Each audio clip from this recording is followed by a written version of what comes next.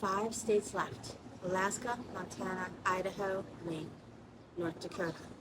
Maine is probably first. I hope to leave from Connecticut over the summer and make my way up the coast.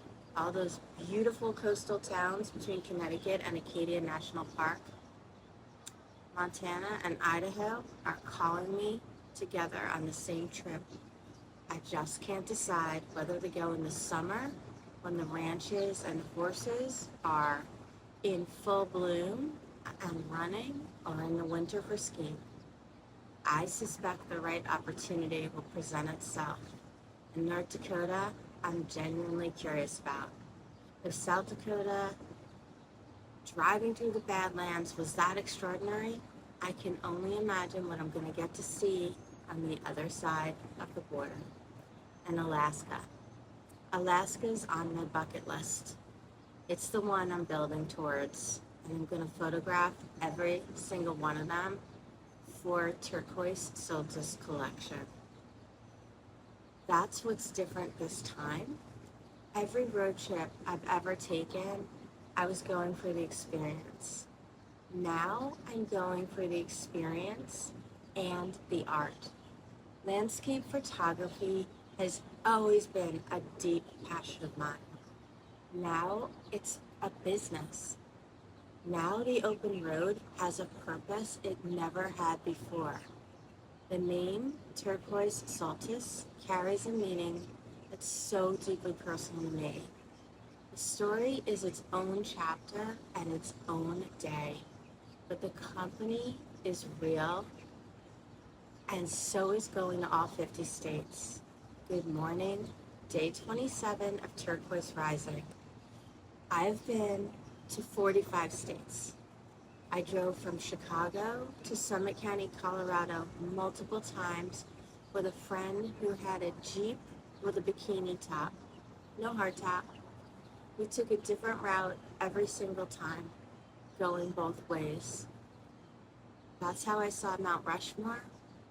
That's how I drove through the Badlands and the Black Hills for the first time. I remember the tumbleweeds, the biggest tumbleweeds I had ever seen rolling across the landscape. And the Badlands themselves, the vast, strange, otherworldly terrain that looked like nothing else I'd ever seen. And I remember thinking, what an incredible name for such an extraordinary place. And how it could seem like such a lonely and scary landscape. The winds were fierce, and the Jeep had no top, and it was really cold. So we went through it a little faster than I would have liked. But those beautiful, quaint little towns along the way, stopping to check out Sturgis, Wall Drug, the Black Hills, rising up out of nowhere, each stretch of that drive opened into something I had never seen before. And I just kept imagining, how does a country this beautiful even exist? And how have I spent so much of my life not seeing all of it? Absolutely all of it. Moab, I've been to probably 10 times. I think it's the most magical orange place on earth. Arches National Park, sand dunes you can snowboard down that feel like you're standing truly on another planet. Whitewater rafting, camping in different locations every time. That orange dust getting into absolutely everything. Your cars, your clothes, covered. Wild bulls roaming. And you could always tell they were nearby because of what they left on the trail. The rattlesnakes, I stomped everywhere I walked in Moab, making sure they knew I was coming. Always. One trip, Jeep I was in went into a major ditch, and 2 of my friends were injured. One had the wind knocked completely out of her, and the other I found a little way from the Jeep, not conscious, a rock beneath his head with blood on it. I was running on every bit of nursing training I had on that trail. Take it slow, assess. What do I do if this is serious? Because we're in the middle of nowhere.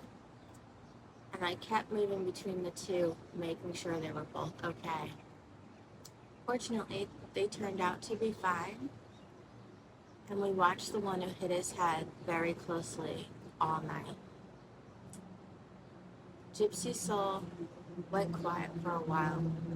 My dad passed, and my mom wanted me back home. I came back east and landed a job at pharmaceutical sales, living in the suburbs, working in Center City, Philadelphia. One of the least favorite periods of my life. The relationship during those rebuilding years ran their course. I lost my mom and went through a long, difficult divorce in the same season. I was carrying so much: the grief, the loss, the starting over in new places, and it seemed to all come down finally to walking away, moving away once and for all. And when I did that, I came back to myself. The confidence slowly returned. The adventures started again. I didn't even know if I could drive coast to coast alone during COVID. But I was the same free spirit who had always been there. The gypsy soul was in me the whole time. She just needed the weight to lift enough to breathe and explore again. My dad would want more for stability for me right now. I know that. And honestly, so would I. But without this time, this specific unrepeatable window right now, none of this would happen. The writing, the speaking, the new ecosystem, the photography, the stories finally being told out loud. I genuinely had no idea how hard it is to build something from the ground up alone, and how much of a learning curve there is. But I am learning all of it, every single day. He said to go for it, and I'm going. I pray for the final outcome to be everything this deserves, for the legacy, for the family, for every person who finds their way to this work and recognizes something of themselves in it. My dad would be proud. I know he would, and I'm just going to make absolutely sure of it. The Turquoise Solstice collection goes to all 50 states as the founder, on my own, on my schedule, my own budget, towards my own vision. Every landscape I photograph belongs to this company. Every image sold is a piece of this life, this specific, unrepeatable life turned into art. The gypsy soul and the growth architecture and the fine art photographer and converging, it's just all converging in exactly the right place. That's a life by design. And when I get to that 50th state, when I stand in Alaska or Montana or Maine with my camera and my dog and the most extraordinary landscape in front of me, I am going to think about every single road that brought me there. Every single one of them was absolutely worth it. This is day 27, 90 days live and unfiltered. If you're in your own reinvention, come and walk with Rico and I. Subscribe below and rise out loud.